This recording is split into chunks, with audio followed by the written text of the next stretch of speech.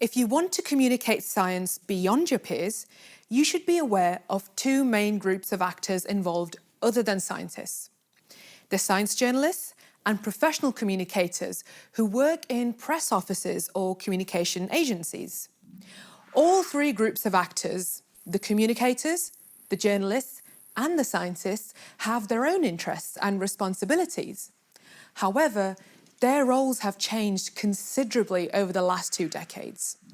For example, public engagement is becoming increasingly important for scientists, much like myself. Many funding agencies ask us to provide a communication strategy with our research proposals. Admittedly, it has never been easier to start communicating as a scientist. You could register a social media account in just a few minutes, and almost every news channel and website allows online discussions directly in the comment section at the bottom of articles.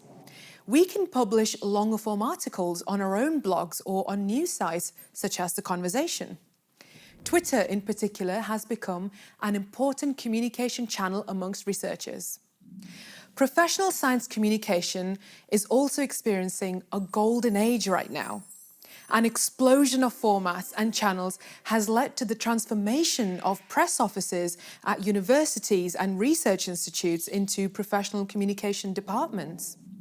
In addition to traditional press work, they also run social media channels and regularly organise different outreach events. Journalists play an important role in this triangle of actors involved in science communication. While professional communicators align their message with the interests of their employers, the task of journalists is to contextualise and evaluate new research and report independently and critically. All three groups of actors, the scientists, professional communicators, and the journalist, play important roles in communicating science. They depend on each other. The recent role shifts pose some important and yet unresolved questions.